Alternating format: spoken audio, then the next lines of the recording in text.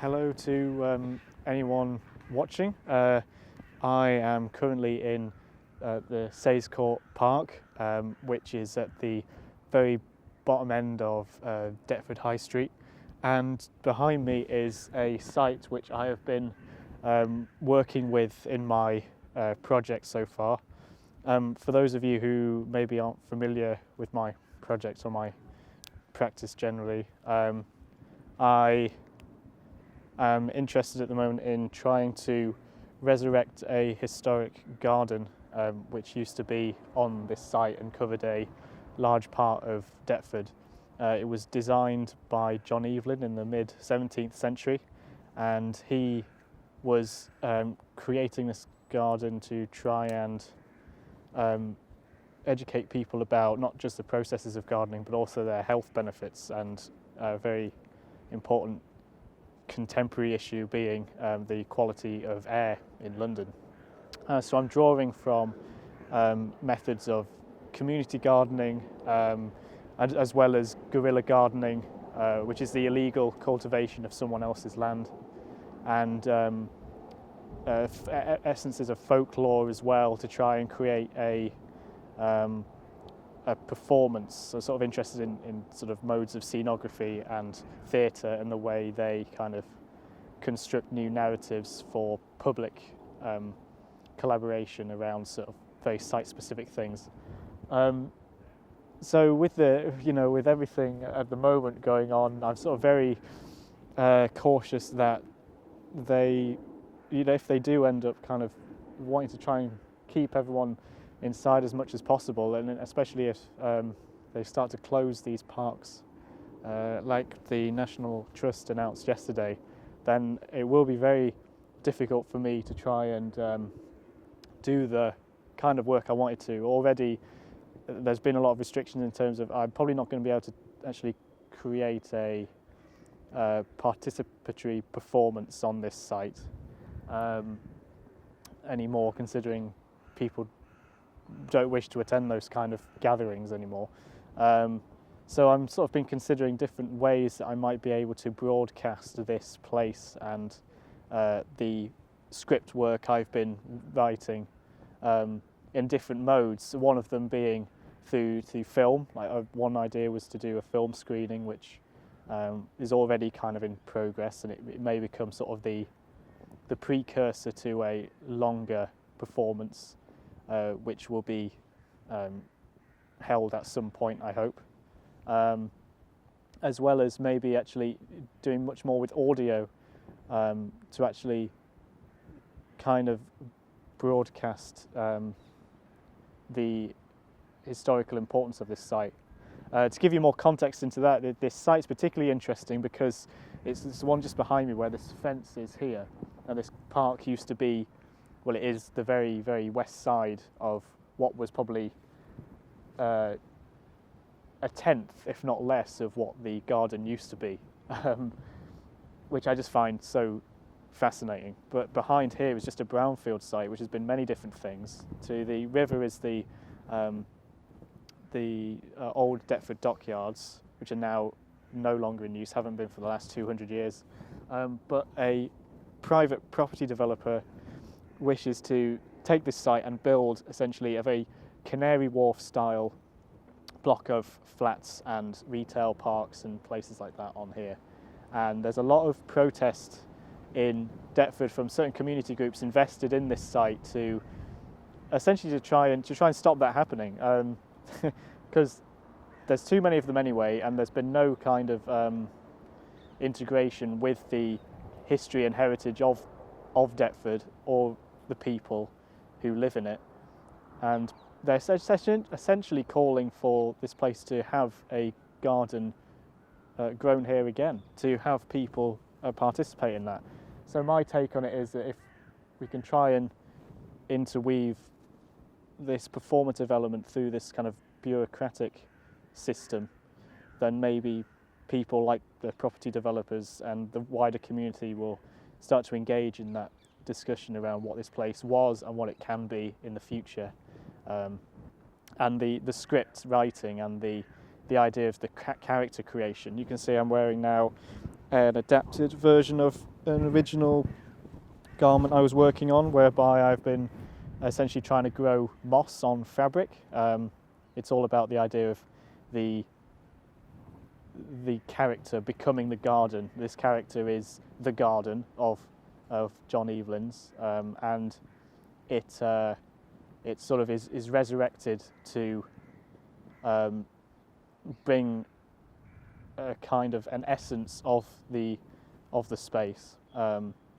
It's the idea of actually embodying this sort of grotesque organic matter upon its body. I do want to actually bury this at some point, probably in a garden, if not this one. It would be quite symbolic, I think, to bury it here. But like I say, it depends on what accessibility is like in the next few weeks. I wouldn't want to risk burying it here and then not being able to get it back when I actually want to do filming. But yeah, so essentially, just got to see how it plays out, and almost wanting to sort of use this space as much as possible now. Maybe even kind of take some sort of transportable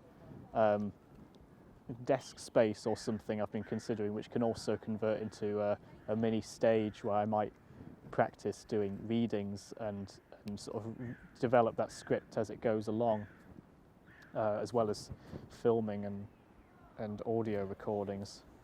So yeah, just going to see what comes out of that, really. I know that there was a meeting I was invited to by the group called Voice for Deptford, who are working in a big way to try and prevent a lot of the things that they want to do with this site from happening, or to at least try and integrate some more community engagement in the development of the site.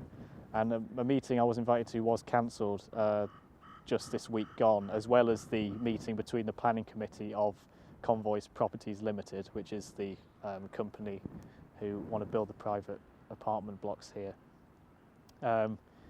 So yeah, everything's kind of up in the air at the moment, and my part is essentially just to get as much out of this place as possible before it gets too difficult to do that.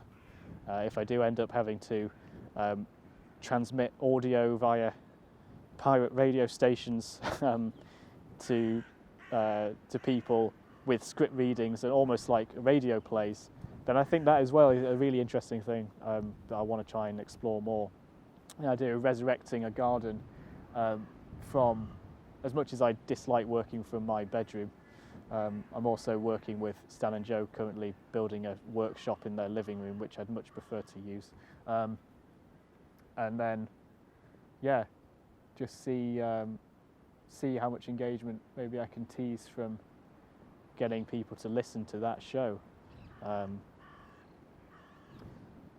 I will also probably put some, I'm going to do some practice script readings here and some video footage and audio things while I'm here, so I'll probably put those at the end of this video. So please do comment on possible ideas you might have for how the script might be adapted, or any kind of possible contacts you might have who might be interested in collaborating at some stage in the future. Yeah, thank you very much, guys.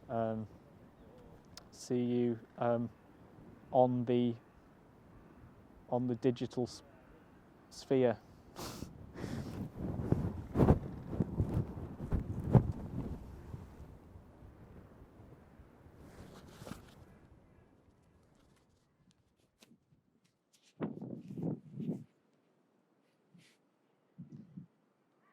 Beneath us awaits a 17th century garden.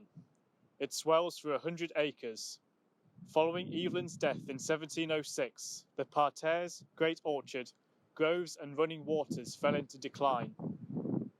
Weathered and beaten by the seasons, it has been stripped, pressed and buried under industry. But still visible and sprouting roots between the cracks of the Convoys Wharf.